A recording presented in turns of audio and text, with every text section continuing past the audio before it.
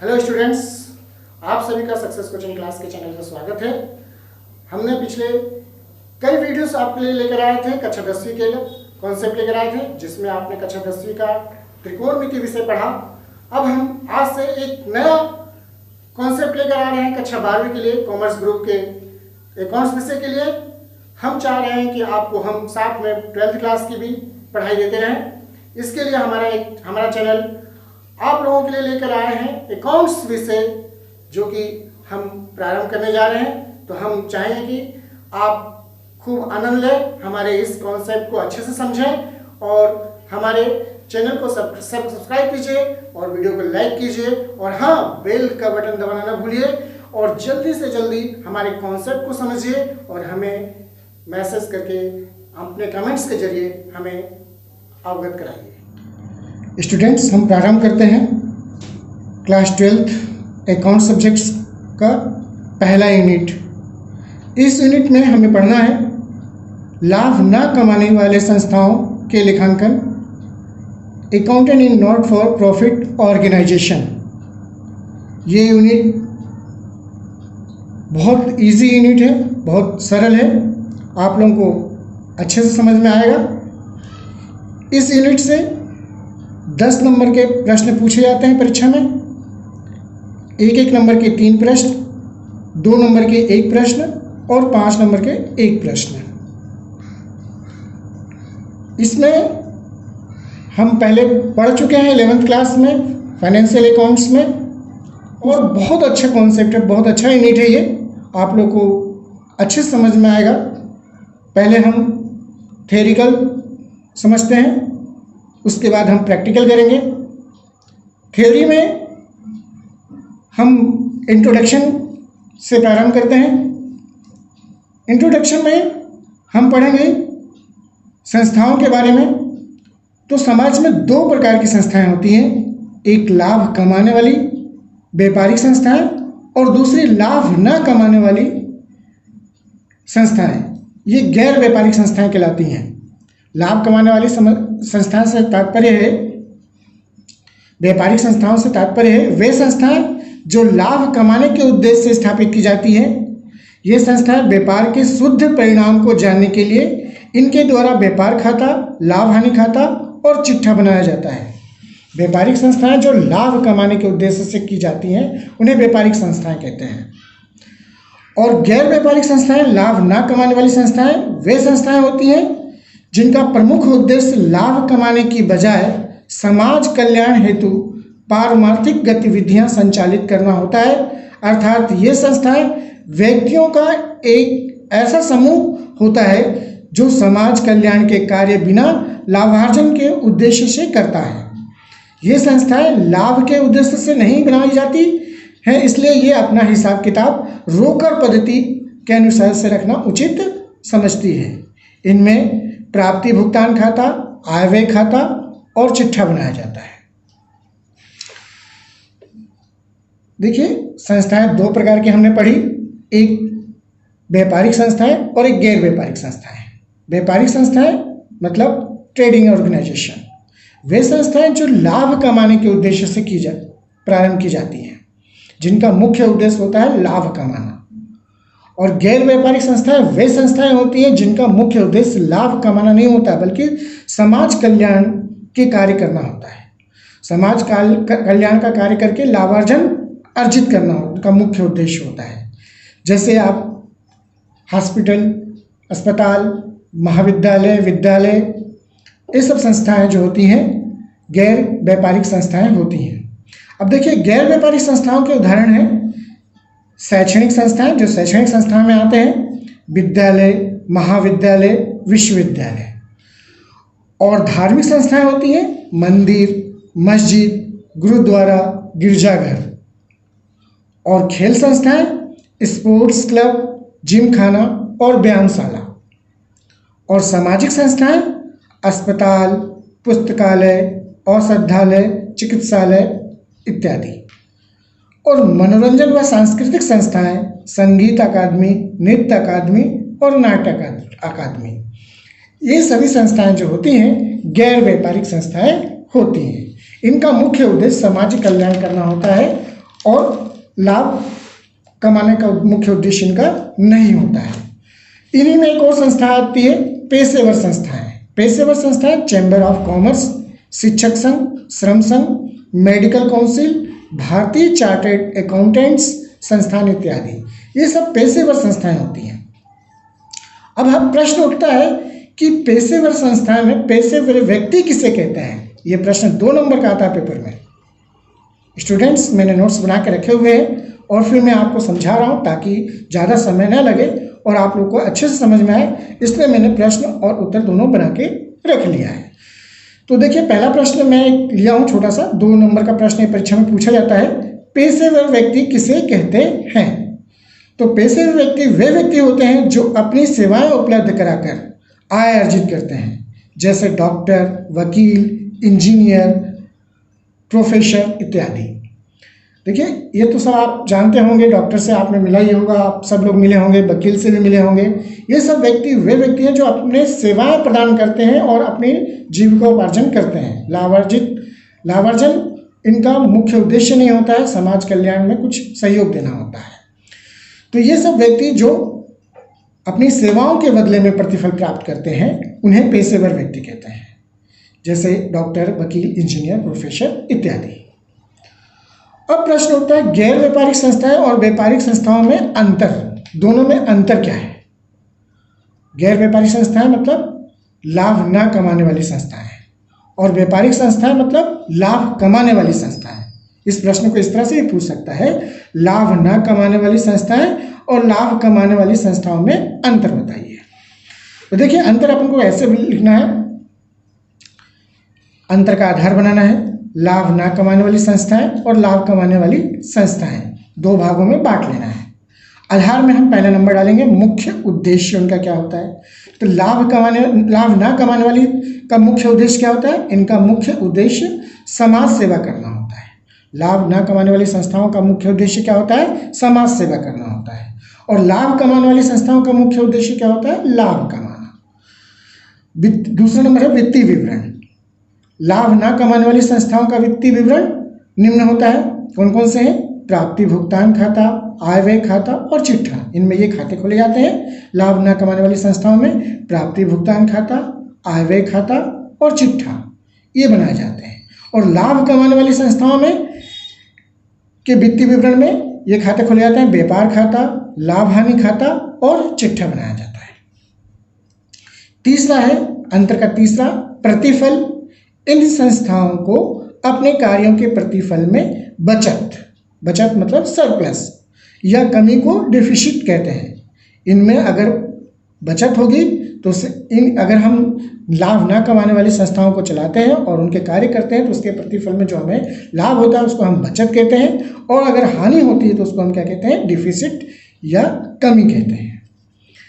और जबकि लाभ कमाने वाली संस्थाओं में क्या होता है, इन संस्थाओं को अपने व्यापार से लाभ, उनको या तो लाभ होगा या हानि होगा।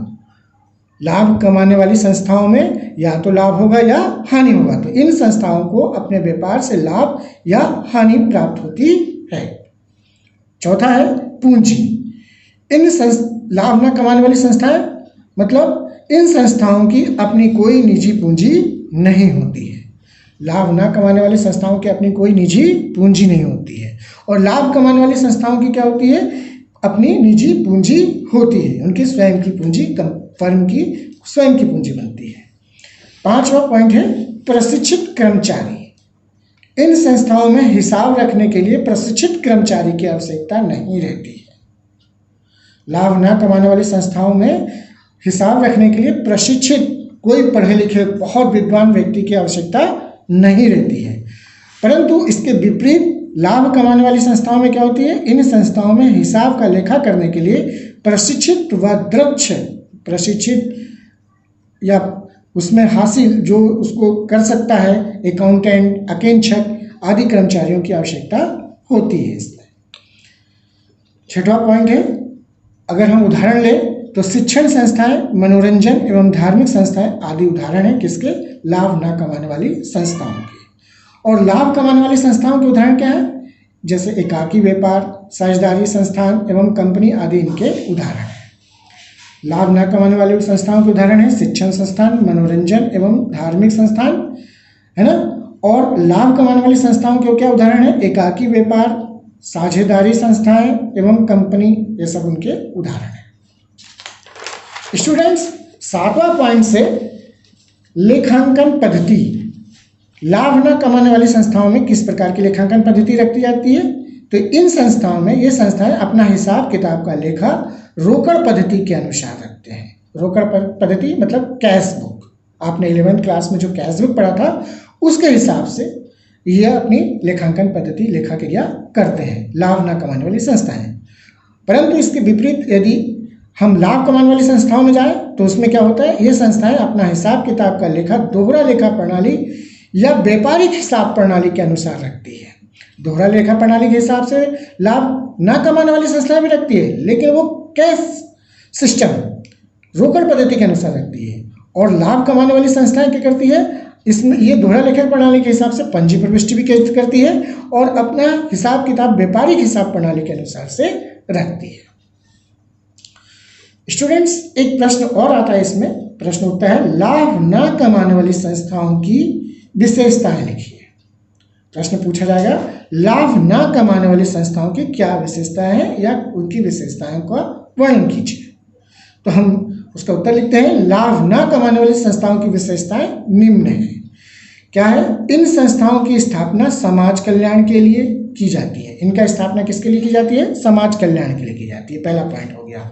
दूसरा पॉइंट, ये संस्थाएं धर्मार्थ ट्रस्ट अथवा सीमित समिति के रूप में स्थापित की जाती है, किसी समिति के रूप में स्थापित की जाती है। लाभ न कमाने वाली संस्थाएं क्या होती है?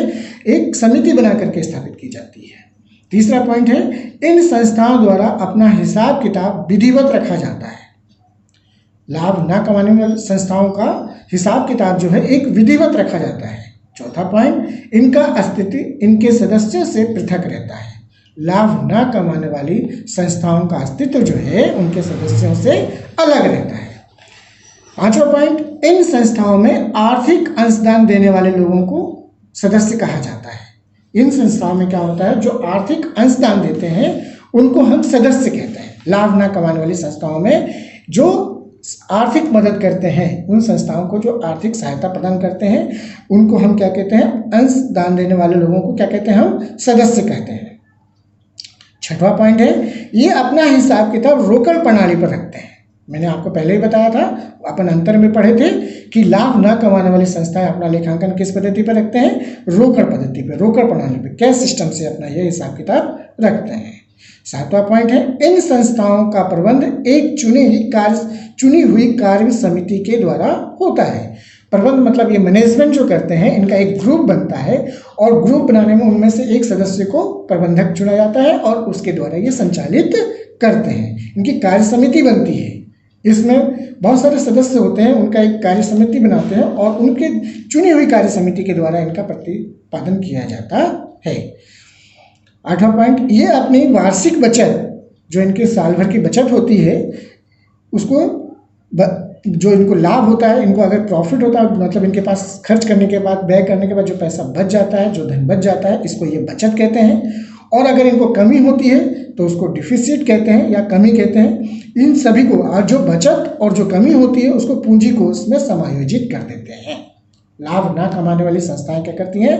अपनी वार्षिक बचत या कमी को पूंजी कोष में समायोजित करती है। अगला पॉइंट है 9वां पॉइंट, इन संस्थाओं द्वारा लेखांकन हेतु प्राप्ति भुगतान खाता तथा आय व्यय खाता तथा चिट्ठा बनाया जाता है। इसमें 3 प्रकार के खाते बनाए जाते हैं। पहला प्राप्ति भुगतान खाता, आय व्यय खाता और चिट्ठा बनाया जाता है। लाभ न कमाने वाली संस्थाओं का लेखांकन में प्राप्ति भुगतान खाता, आय व्यय खाता और चिट्ठा बनाया जाता है। चिट्ठा तो आप लोगों को मालूम होगा, बैलेंस शीट 11th में पढ़ा है आपने, एसेट्स और लायबिलिटीज, है ना। तो उसी के हिसाब से इसमें भी चिट्ठा बनाया जाता है। तो ये अभी हमने प्रश्न पढ़ा था लाभ न कमाने वाले संस्थाओं की विशेषताएं। तो कुल 9 पॉइंट मैंने आप लोगों को समझाया, जिसमें से आप कोई भी 6 पॉइंट परीक्षा में लिख के आ सकते हैं। अगला प्रश्न है इसी यूनिट से, गैर व्यापारिक संस्थाओं द्वारा बही खाता रखने की आवश्यकता या उद्देश्य का वर्णन करें। प्रश्न पूछते हैं इस यूनिट में, गैर व्यापारिक संस्थाएं मतलब लाभ न कमाने वाली संस्थाओं द्वारा वही खाता रखने की आवश्यकता या उद्देश्य का वर्णन कीजिए। क्यों आवश्यकता पड़ती है वही खाता रखने की, तो उसका वर्णन करना है। तो देखिए, लाभ न कमाने वाली संस्थाओं द्वारा वही खाता रखने के प्रमुख उद्देश्य निम्नलिखित है। पहला, शुद्ध व्यवसायिक आय की गणना करना। देखिए, सभी संस्थाएं चाहे व्यापारिक हो चाहे गैर व्यापारिक हो, सबको अपनी आय अर्जित करना होता है। तो वो क्या है, व्यापारिक संस्थाएं क्या होती है, लाभ कमाती हैं, केवल लाभ उनका उद्देश्य होता है। लेकिन गैर व्यापारिक संस्थाओं का उद्देश्य समाज कल्याण करना होता है। तो इन्हें भी अपना एक शुद्ध आय ज्ञात करना होता है। एक निश्चित समय, एक वर्ष बाद इन्हें पता करना होता है कि हमने जो कार्य किया उसमें हमें बचत हुआ या कमी हुई, उस चीज़ का ज्ञान प्राप्त करना होता है। तो उसकी गणना करने के लिए ये बही खाता रखते हैं। तो पहला है शुद्ध व्यवसायिक आय की गणना करना। गैर व्यापारिक संस्थाओं द्वारा वही खाता रखने का मुख्य उद्देश्य एक निश्चित अवधि या वर्ष विशेष की शुद्ध आय ज्ञात करना होता है। दूसरा पॉइंट है व्यय पर नियंत्रण रखना। व्यय पर नियंत्रण रखना मतलब गैर व्यापारिक संस्थाओं द्वारा हिसाब किताब रखने का उद्देश्य अपनी आय के अनुरूप व्ययों पर नियंत्रण रखना है। अगर वो हिसाब किताब नहीं करेंगे तो खर्च ज़्यादा हो जाएगा। आय कई बार एक कार्य समिति का अपना निजी धन खर्च हो जाएगा। तो उस चीज़ पर नियंत्रण रखने के लिए ये क्या करते हैं, व्ययों पर जो उनके खर्चे हैं उसको नियंत्रित करने के लिए, कहीं फिजूल खर्ची ना हो जाए, उसके लिए व्ययों पर नियंत्रण रखने के लिए गैर व्यापारिक संस्थाएं द्वारा हिसाब किताब रखने का एक उद्देश्य निर्धारित किया जाता है। अपनी आय के अनुरूप व्ययों पर नियंत्रण रखना है ताकि आय के अनुरूप ही व्यय किया जाए। जितना आय आए उसी में से वो व्यय करें, इसके लिए। तो एक पॉइंट बन गया क्या, व्ययों पर नियंत्रण। तीसरा पॉइंट है आर्थिक स्थिति का ज्ञान।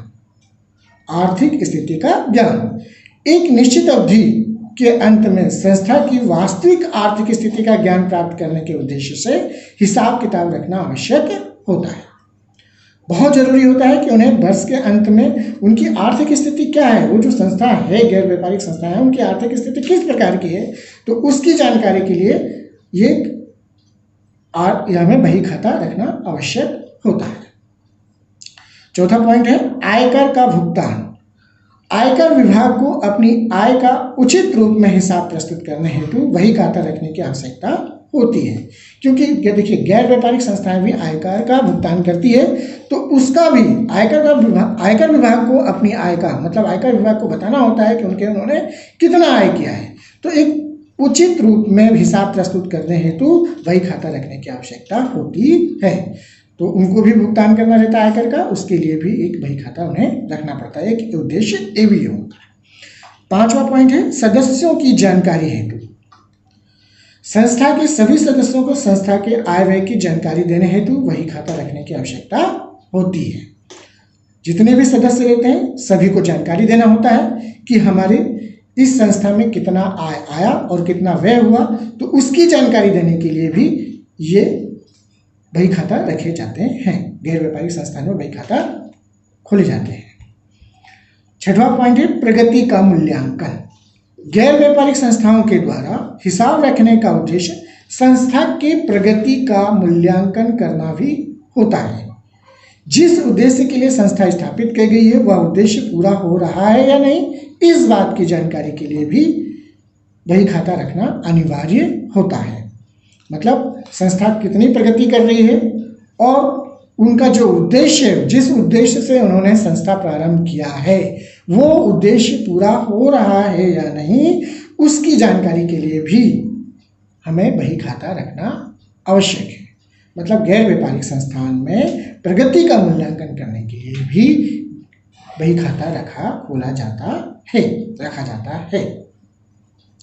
स्टूडेंट्स, कुल 6 पॉइंट्स हैं, इसमें से आप कोई भी 5 पॉइंट सरल लगे जो आप याद कर सकते हैं।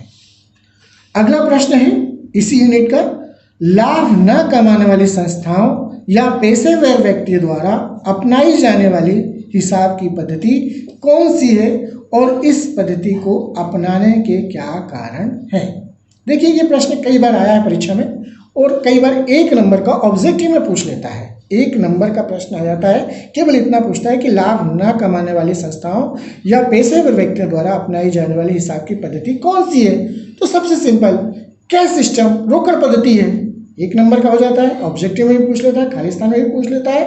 तो आपको याद रखना है कि इनका कौन सी पद्धति से रखते हैं, इनका हिसाब किताब की पद्धति रहती है रोकड़ पद्धति, कैश सिस्टम।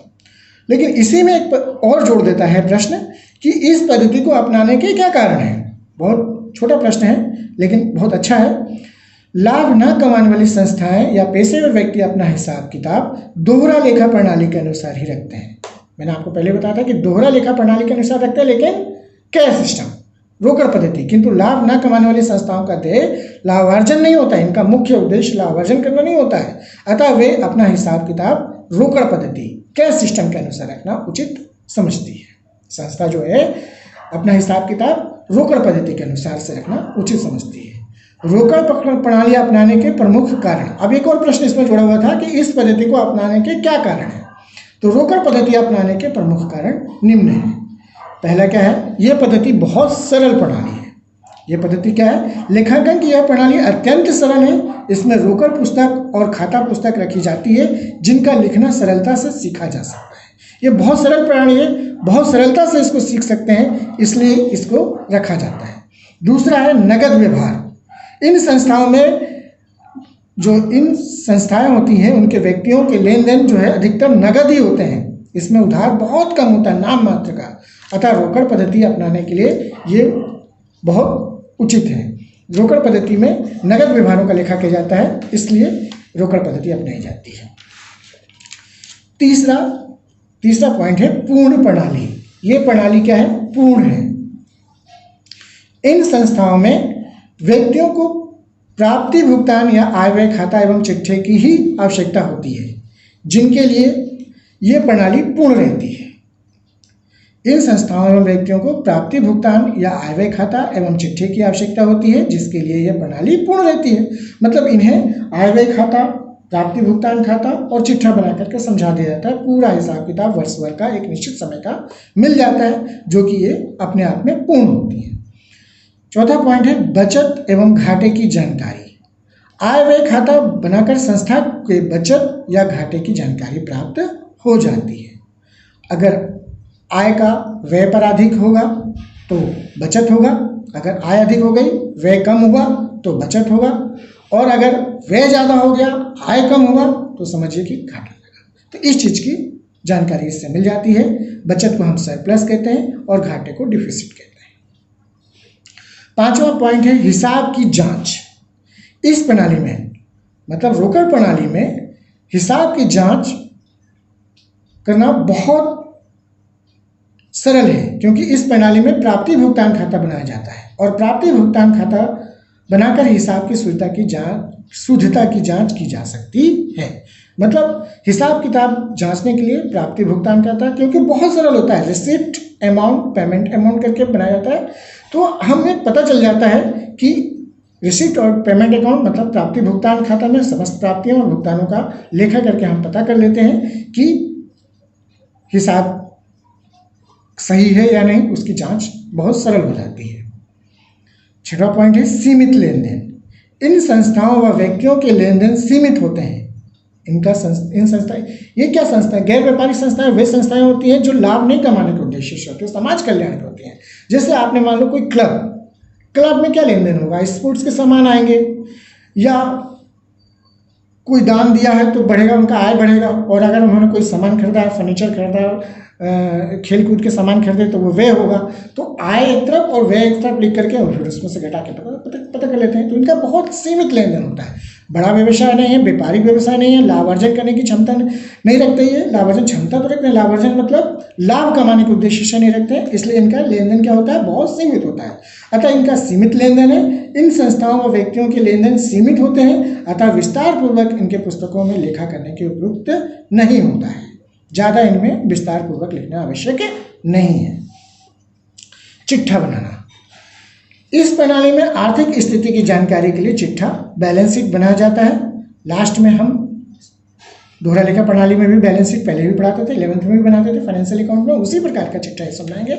एसेट्स और लायबिलिटीज का जानकारी देकर के हम चिट्ठा बना देते हैं लास्ट में, उससे पता चल जाता है कि कितनी संपत्ति और कितना दायित्व है। देखिए स्टूडेंट्स, अभी आपको मैंने बताया कि गैर व्यापारिक संस्थान में कौन सी पद्धति अपनाई जाती है और उसके क्या कारण है कि हम उस पद्धति का प्रयोग करते हैं। तो हमने अभी पढ़ा गैर व्यापारिक संस्थाओं में रोकड़ पद्धति अपनाई जाती है और उनके कारण क्या है। या तो ये बहुत सरल प्रणाली है, नगद व्यवहार होता है इसमें, ये पूर्ण प्रणाली है, बचत एवं घाटे की जानकारी मिल जाती है, हिसाब की जांच आसानी से कर सकते हैं, सीमित लेन देन है, चिट्ठा बनाना अनिवार्य है। इसलिए अगला प्रश्न है, गैर व्यापारिक संस्थाएं एवं पेशेवर व्यक्ति द्वारा रोकड़ पद्धति में रखी जाने वाली पुस्तकों का वर्णन करें। मैंने ये प्रश्न सभी किताब में से निकाले हैं आपके, मैंने 2-3 राइटरों के बुक रखे हैं, उसके जरिए मैंने ये प्रश्न बनाया है और आप लोगों को ये कॉन्सेप्ट समझाने की कोशिश की है। मैंने प्रश्न और उत्तर इसलिए लिखे हैं ताकि आपको समझ में आ जाए प्रश्न उत्तर के माध्यम से, और परीक्षा में किस प्रकार से आपको उत्तर लिखना है उसको भी आप लोगों को जानकारी मिल जाए। तो देखिए एक प्रश्न मैंने फिर इसी यूनिट से, अभी गैर व्यापारिक संस्थान पढ़ रहे हैं उसी यूनिट का है। गैर व्यापारिक संस्थाएं एवं पेशेवर व्यक्ति द्वारा रोकड़ पद्धति में रखी जाने वाली पुस्तकों का वर्णन करें। गैर व्यापारिक संस्थाएं एवं पेशेवर व्यक्ति अपनी आवश्यकता अनुसार निम्न पुस्तकें रखते हैं। देखिए वो अपनी आवश्यकता अनुसार, ये भी प्रश्न पूछता है 3 नंबर 2 नंबर में कई बार, तो केवल नाम लिखना, अगर 2 नंबर में पूछेगा केवल पुस्तकों के नाम लिखना है, वो तो मैंने डिटेल्स कर दिया आप लोगों को समझ में आने के लिए कि क्यों रखा जाता है, इस पुस्तक में क्या क्या हुआ जो। तो देखिए कौन कौन सी पुस्तक रखी जाती है। पहला रोकड़ पुस्तक, कैश बुक कहते हैं इसे। रोकड़ पुस्तक ही प्रधान पुस्तक होता है, आपने पहले 11th में भी पढ़ा होगा, दोहरा लेखा प्रणाली में अपन कैश अकाउंट बनाते थे, बिल्कुल सिंपल, उसी में इसमें भी कैश बुक रखा जाता है पहले। यह रोकड़ पुस्तक की प्रधान पुस्तक होती है क्योंकि इन संस्थाओं को चंदा, दान, शुल्क आदि से नगद प्राप्ति होती है। गैर व्यापारिक संस्थाओं में आय का प्रमुख स्रोत चंदा है। कोई दान देगा या बहुत सारे सदस्य मेंबर्स बनेंगे तो वो अपनी फीस लेके आएंगे, मेंबरशिप फीस, या कहीं से चंदा मिलेगा, कोई डोनेट करेगा, इस प्रकार से ही इनके आय के स्रोत हैं। तो वे सब नगद प्राप्ति होती है जिससे वे अपने विभिन्न व्ययों का भुगतान करते हैं और उनके जो छोटे मोटे खर्चे, जैसे बहुत सारे खर्चे रहते हैं, या छोटे कुछ खर्चे हो या बड़े खर्चे हों, एसेट्स के रूप में भी खर्च करते हैं वो, तो इन्हीं सब आय जो प्राप्त होती है उन्हीं में से करते हैं। तो पहले हम जहाँ से आय और व्यय का जो लेखा करते हैं वो रोकड़ पुस्तक में रखते हैं। ये रोकड़ पुस्तक को हम प्रधान पुस्तक भी कहते हैं। दूसरा है स्टॉक रजिस्टर। स्टॉक रजिस्टर में, स्टॉक मतलब स्कंद, माल का बचना कितना, इस रजिस्टर में फर्नीचर, स्टेशनरी, पुस्तकें, खेल कूद का सामान इत्यादि का विवरण लिखा जाता है। यदि कोई वस्तु बेच दी जाती है या उनका उपभोग हो जाता है तो इस रजिस्टर में से उस वस्तु का नाम हटा दिया जाता है। ये पहला पुस्तक हमने पढ़ लिया, रोकड़ पुस्तक। दूसरा स्टॉक रजिस्टर। स्टॉक रजिस्टर में संपत्तियों का लेखा किया जाता है। तीसरा है स्मरण पुस्तिका। स्मरण पुस्तिका को हम याददाश्त की पुस्तिका भी कहते हैं। यह याददाश्त हेतु वे लेखे लिखे जाते हैं जिन्हें रोकड़ पुस्तक में नहीं लिखा जाता है। इसे याददाश्त वही भी कहते हैं। इसमें उधार व्यवहारों का भी लेखा होता है।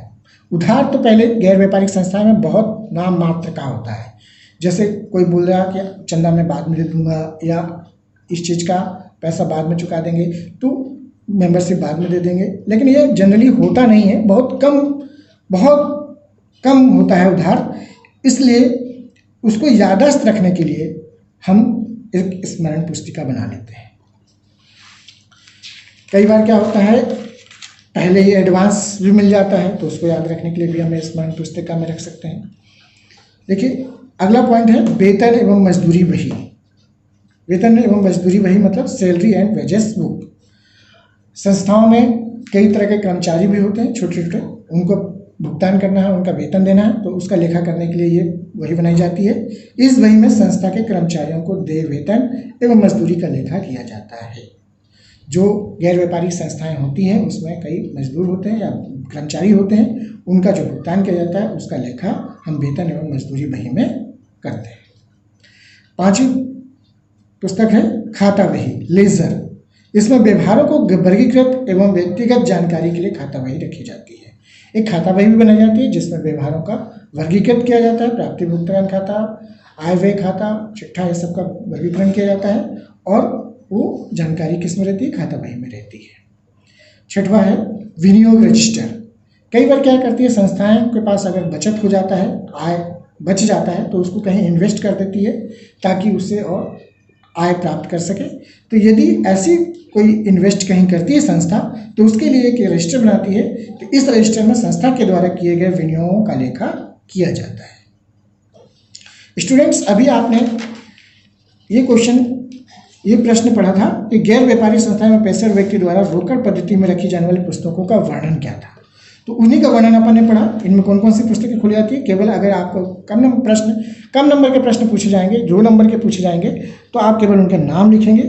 रोकड़ पुस्तक, स्टॉक रजिस्टर, स्मरण पुस्तिका, वेतन एवं मजदूरी बही, खाता बही, विनियोग रजिस्टर, ये चीज, इन 6 के केवल नाम लिख देंगे। ये मैंने एक लाल पेन से लिखा हुआ है नोट करके। ये नोट ये है कि किन किन संस्थाओं में कौन कौन सा रजिस्टर रखा जाता है। ये प्रश्न आता नहीं परीक्षा में, लेकिन एक आप लोगों के लिए है, याददाश्त के लिए और एक अच्छा समझने के लिए है कि कहाँ कहाँ कौन कौन सी संस्थाएं कौन कौन सा रजिस्टर रखती हैं, तो वो आपको जानकारी मिल जाती है। देखिए, विभिन्न संस्थाओं द्वारा अपने ध्येय के अनुरूप रखी जाने वाली लेखा पुस्तकों का संक्षिप्त विवरण निम्न है। ये आपके परीक्षा उपयोगी नहीं है, लेकिन फिर भी आपको पता होना चाहिए कि किस संस्था में कौन कौन सा रजिस्टर रखा जाता है। विद्यालय तथा महाविद्यालय में विद्यार्थियों का शुल्क रजिस्टर, अध्यापक व कर्मचारी का वेतन रजिस्टर, स्थायी संपत्ति के लिए स्कंद पुस्तकें, संपत्तियों से होने वाली आय के लिए रजिस्टर और खाता पुस्तक रखते हैं। ये किसमें, विद्यालय तथा महाविद्यालय में ये पुस्तकें रखी जाती हैं।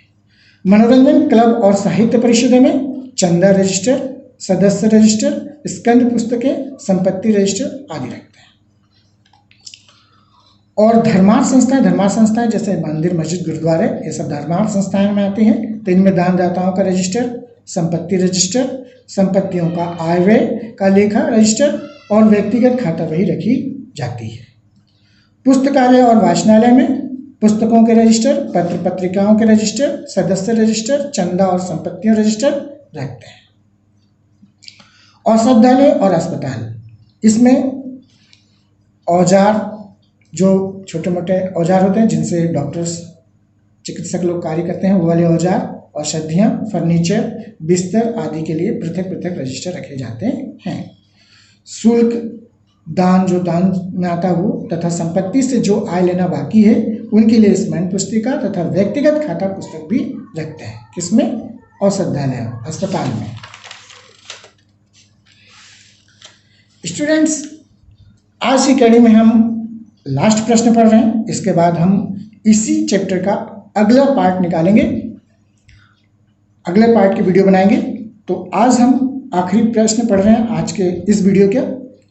गैर व्यापारिक संस्थाओं के आय व्यय की प्रमुख मदें को लिखिए। ये भी याद करना है आप लोगों को। गैर व्यापारिक संस्थाओं के आय व्यय की प्रमुख मदें कौन कौन सी हैं, कहाँ। अभी मैंने थोड़ी देर पहले आपको बताया था कि आय और व्यय होता है गैर व्यापारिक संस्थाओं का।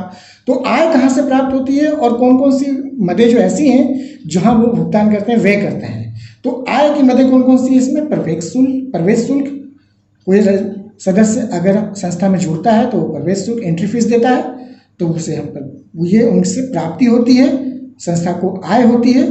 तो ये पहला आता है प्रवेश शुल्क, एंट्री फीस। दूसरा चंदा, सब्सक्रिप्शन, ये मेन है। चंदा तो पूरा गैर व्यापारिक संस्थाओं का मुख्य आय का स्रोत होता है। चंदा, सब्सक्रिप्शंस, दान, डोनेशन, सदस्यता शुल्क, मेंबरशिप फीस, सहायता व अनुदान, सब्सिडी। सहायता व अनुदान मतलब कहीं से कोई सहायता मिल रहा हो, कोई अनुदान दे रहा हो, वो। विनियोग आदि से प्राप्त है, अगर कहीं संस्था ने इन्वेस्ट किया है और उसमें से ब्याज व्याज आ रहा है उसका, तो वो। और अगर उससे इन्वेस्ट उन्होंने जितना किया उससे बढ़ के अमाउंट आ रहा है तो वो इसमें आय में आता है। सेवा शुल्क, सर्विस फीस, अगर कोई सेवा दिया है, जैसे क्लब है, क्लब में अगर जो कोच होते हैं वो सिखाते हैं स्टूडेंट्स को, स्पोर्ट्स खिलाड़ियों को, तो उसके बदले में जो फीस लेते हैं तो वो सेवा शुल्क हो गया। वकील अगर कोई परामर्श दे रहा है उसके बदले में जो फीस ले रहा है वो उसका सेवा शुल्क हो गया। डॉक्टर इलाज करने के लिए प्रिस्क्रिप्शंस लिख रहा है उसके लिए जो शुल्क ले रहा है वो सेवा शुल्क हो गया। और यदि अन्य कोई भी आय, किसी भी प्रकार से आय प्राप्त होता है तो वो सब आय की मदें कहलाती हैं।